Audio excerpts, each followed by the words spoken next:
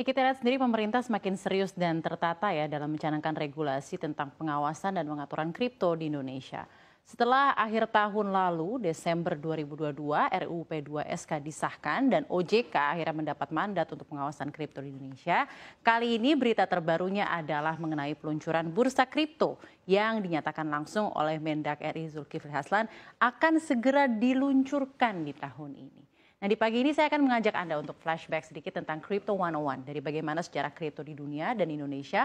Lalu juga kita akan menimbang-nimbang apa sih sebenarnya manfaat dan juga pain points atau risiko dari kripto. Dan terakhir, kita juga akan melihat bersama bagaimana sebenarnya perkembangan kesiapan bursa kripto dari pemerintah Indonesia. Saya bahas lebih lanjut dan lebih dalam di Kriptomania, bursa kripto meluncur di 2023. Kita akan mulai dari global dulu ya. Bagaimana sih sebenarnya sejarah kripto sendiri? Nah, kripto sudah ada sejak tahun 1980-an di mana penciptaan dan cikal bakal kurs ini berawal dari seorang ahli kriptografi bernama David Combe.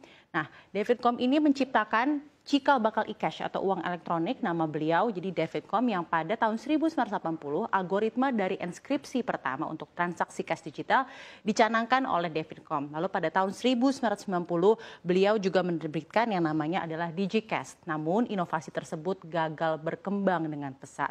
Nah, titik terang dari kripto sendiri muncul di 2000-an untuk perkembangan kripto di mana seorang ilmuwan misterius dengan pseudonym. Jadi pseudonym itu bukan nama asli ya, namanya dia bilang adalah Satoshi Nakamoto, menerbitkan buku judulnya itu di tahun 2008 namanya Bitcoin, a Peer-to-Peer Electronic Cash System. Dan ini adalah jadi blueprint pertama tentang apa sebenarnya Bitcoin dan blockchain teknologinya untuk peer-to-peer cash transfer.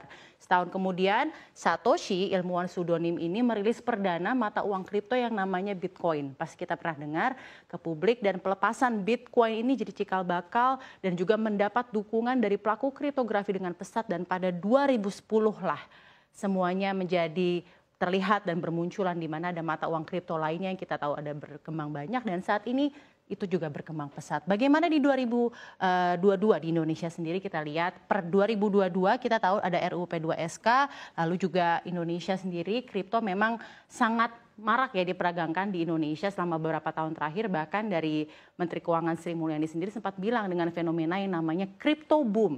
Karena masyarakat Indonesia sendiri sempat sangat gandrung sekali berinvestasi aset kripto ini. Nah, sebagai gambaran saja mungkin saya akan memberikan sedikit data.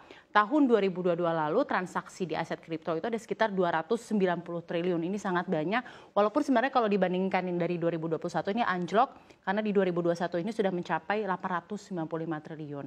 Nah, mengapa? Karena PLT Kepala Bapepti Didit Nurdiatmoko menjelaskan salah satu penyebabnya adalah anjloknya transaksi aset kripto ini, amblesnya dari nilai token kripto bernama Luna di awal tahun lalu, mungkin kita masih ingat, dan masalah tersebut membuat banyak orang jadi berpikir ulang lagi untuk berinvestasi ke kripto. Nah, selama ini kita tahu di Indonesia transaksi kripto diawasi oleh Bapepti, Badan Pengawasan Perdagangan Berjangka Komoditi Indonesia, dan per adanya disahkan RUU P2SK diawasi OJK.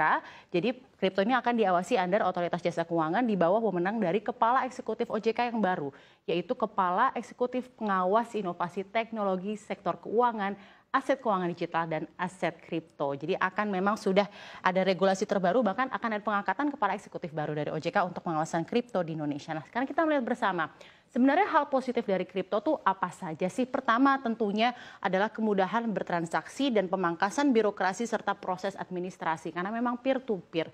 Lalu juga ini mendukung perkembangan teknologi blockchain, mendukung kemunculan lapangan kerja baru di era digital, keuntungan investasi yang tinggi, high return dari kripto sendiri, dan juga melindungi privasi. Karena memang kripto ini dienkripsi ya, tidak seperti rekening bank yang menggunakan nama asli, identitas asli pengguna itu tidak digunakan dalam akun kripto. Jadi pengguna bisa disembunyikan, tetapi semua orang dapat melihat semua transaksi yang terjadi di blockchain. Selain itu, tidak ada batasan atau aturan untuk apa transaksi kripto digunakan. Nah, jadi memang itulah keuntungannya memang lebih ke fleksibilitas dan juga pemangkasan birokrasi dan kecepatan. Namun kita lihat juga bersama hal negatif dari kripto itu apa saja sih? Rentan pencucian uang ini obviously karena memang kripto ini tidak menggunakan identitas asli. Rentan juga digunakan dalam aktivitas ilegal seperti money laundering dan lain-lain.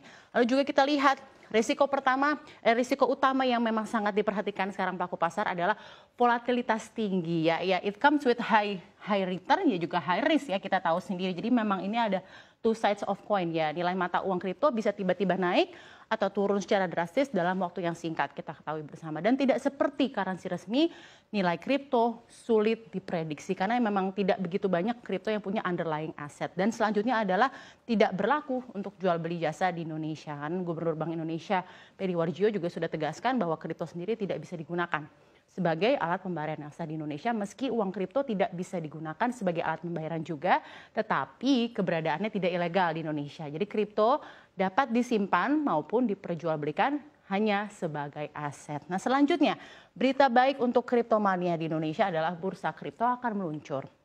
Baru-baru ini ada berita baik buat semuanya. Jadi Menteri Perdagangan Zulkifli Hasan mengatakan bursa kripto ini akan segera diluncurkan dan dia memperkirakan peluncuran ini akan dilakukan sebelum bulan Juni 2023. Dan Mendak juga memaparkan bahwa bursa kripto Indonesia ini akan menjadi gabungan dari kripto-kripto yang aktif karena saat ini menurutnya baru ada 5 pedagang kripto yang aktif dari 25 pedagang kripto di Indonesia yang telah mengantongi izin.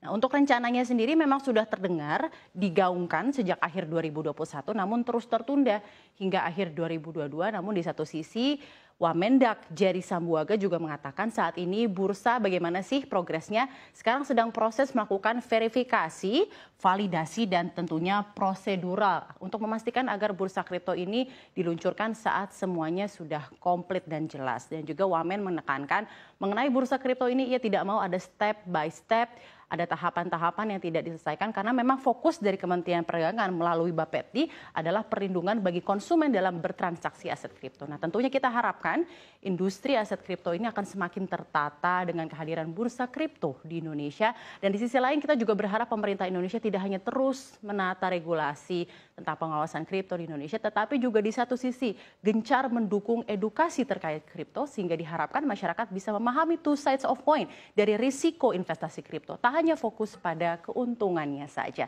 Kita nantikan bersama peluncuran bursa kripto Indonesia.